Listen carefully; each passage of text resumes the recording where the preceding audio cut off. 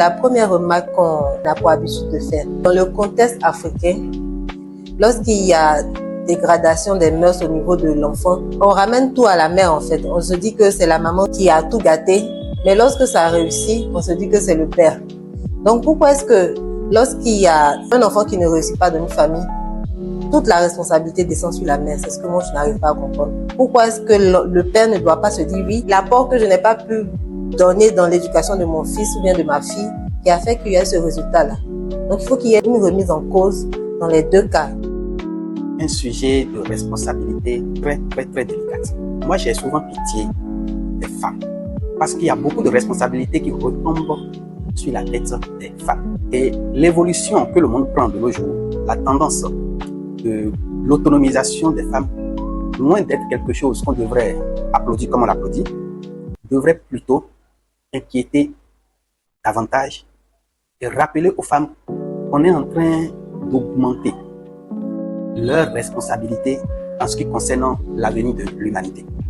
Je pèse très bien de mes mots en parlant de l'avenir de l'humanité. C'est la mère qui fait l'homme. Le mari que je suis aujourd'hui dépend en grande partie de l'éducation de ma mère.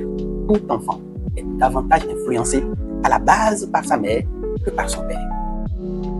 En Afrique, généralement, lorsqu'on pointe du doigt les mamans, c'est que les hommes se disent que l'enfant passe plus de temps avec la maman. Donc, que ce soit le caractère, que ce soit le comportement, que ce soit beaucoup de choses, l'enfant est influencé par la maman. Alors que si le père aussi prend sa responsabilité, si la maman a des comportements qui ne sont pas adéquats pour l'enfant, le papa peut rectifier en étant présent.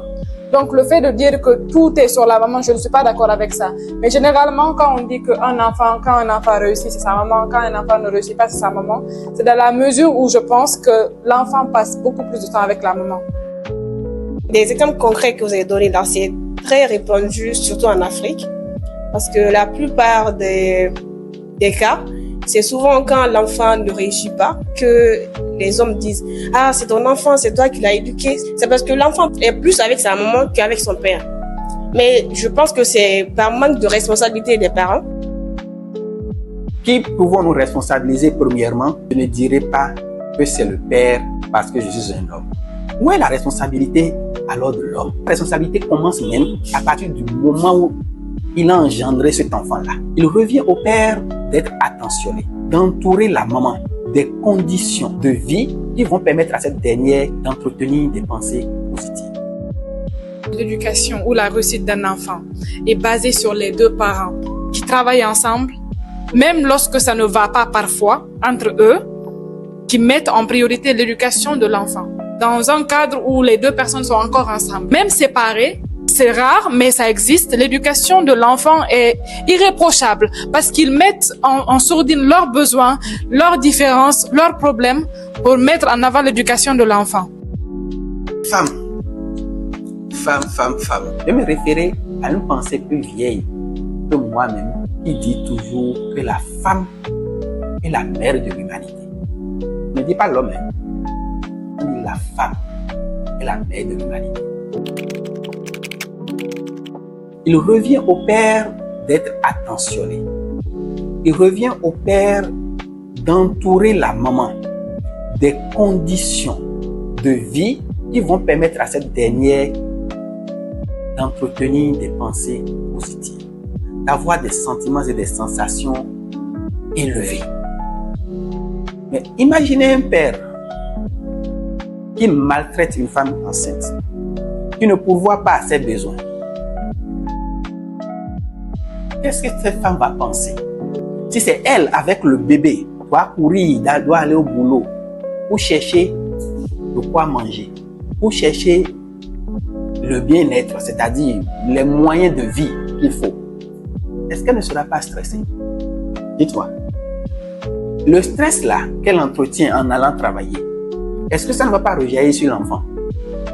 Naturellement. Donc, ce n'est pas que moi je suis macho, mais je pense a priori que à partir du moment où une femme porte un enfant, idéalement elle ne devrait même pas travailler. Si nous sommes conscients de ce que cet enfant va devenir, c'est à partir du moment où la femme est enceinte qu'il faut commencer par l'entretenir des soins les plus merveilleux que possible.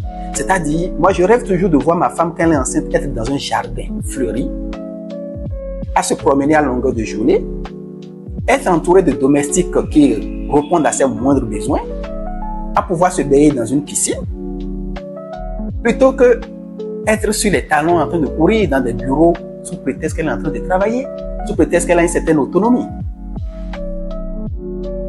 Peu importe les conditions de travail, il y aura le stress.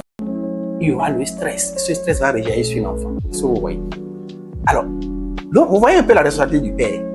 Et dans les conditions que nous connaissons déjà, femme enceinte, des problèmes avec son mari, avec le ménage et l'entourage et tout, ça commence déjà par agir sur l'enfant. Et une fois que cet enfant est né, les tensions familiales, peu importe que ce soit la femme qui les crée, ou bien c'est l'homme même qui les crée, toutes ces tensions vont agir sur le mode de fonctionnement psychique de l'enfant, sa façon de penser. Là, il est question de trouver une solution dans les deux cas. Et je ne cherche vraiment pas à mettre le chapeau sur les hommes. Dire que lorsqu'un enfant ne réussit pas, c'est concrètement la responsabilité du papa qui est engagé ou de la maman. Non. Il devient très difficile pour une femme qui est convaincue qu'elle est une femme qui mérite toute l'attention du monde, qu'elle est une femme qui est au-dessus vraiment de la société, ou bien parce que en griffe, elle travaille, elle gagne de l'argent. Il devient très difficile de plus en plus de nos jours de pouvoir assurer la relation conjugale dans un contexte d'égalité, du moins dans un contexte d'équité. Je le dis, c'est entre parenthèses pour dire faisons attention. Faisons attention à ne pas nous élever trop au-dessus de la normale. Et c'est pareil pour les hommes aussi, qui peuvent penser que tout simplement parce qu'ils sont masculins et que face à la femme, oui, ils sont le chef de famille, on ne le refuse pas, mais ils peuvent se permettre des abus, ils peuvent se permettre tout ce qu'ils veulent. Mais non. La meilleure façon d'être un leader, que ce soit la femme, que ce soit l'homme, c'est de savoir partager sa vision sans violence. À partir du moment où, que ce soit l'homme ou bien la femme, se retrouve dans une posture où il veut imposer sa vision de la vie de couple et non convaincre l'autre à le suivre, il n'est plus un leader, il se retrouve tout simplement dans la position de chef.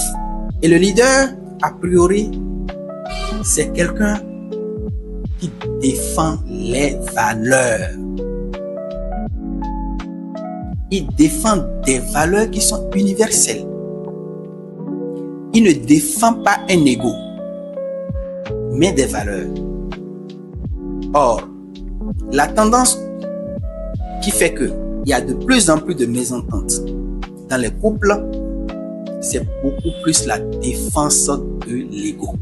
La femme défend son ego. Je suis femme, donc on me doit respect. L'homme défend son ego. Je suis homme, donc je dois m'imposer. On me doit soumission. Erreur. Que chacun essaie de corriger au mieux sa posture. Le respect que la femme exige n'est pas un respect qui nie le fait de reconnaître des évidences.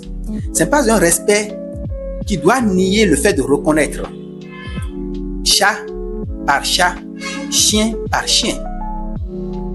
Même si toi tu es bien éduqué en tant que femme, tu dois reconnaître qu'il y a quand même des femmes qui sont mal éduquées. Il y a des femmes mal éduquées. Il faut se le dire. Tout le monde n'est pas parfait. Il y a des femmes qui, voilà. Il y a des hommes aussi, la même chose. Donc, on ne va pas mettre le chapeau que sur les femmes. que sur les femmes, en fait. Donc, dans les deux cas, je pense qu'il peut y avoir des problèmes au niveau des personnalités, que ce soit du papa, que ce soit de la maman. Mais le plus important, c'est que les deux puissent travailler ensemble et mettre en avant l'éducation de l'enfant. Ramata, je vois une farouche défenseur des femmes. Bon, je le dis dans la mesure où je sens qu'elle est blessée, qu'elle est, bon, disons, elle n'est pas d'accord quand je parle de femmes mal éduquées. Et le thème-là ne lui plaît pas du tout. Je lui concède cela dans le sens où, de nos jours, on a préféré mettre la femme sur piédestal. Ce qui n'est pas pour moi un problème. Mais ce qui est pour moi un problème, c'est le fait de mettre si haut ce piédestal que ça devient comme un crime de lèse-majesté que de vouloir reconnaître qu'une femme agit mal, que de vouloir reconnaître qu'une femme peut être mal que de vouloir reconnaître qu'une femme peut être mal éduquée. Les gens prennent ça comme, les femmes prennent ça comme une insulte. Ou bien, c'est bien ça.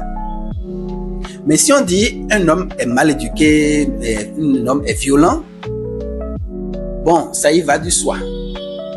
Ou bien, mais dès lors que c'est de la femme il est question, on se sent offensé, frustré. Et dans une certaine mesure, il y a des femmes à m'écouter là maintenant, me prennent déjà en adversité.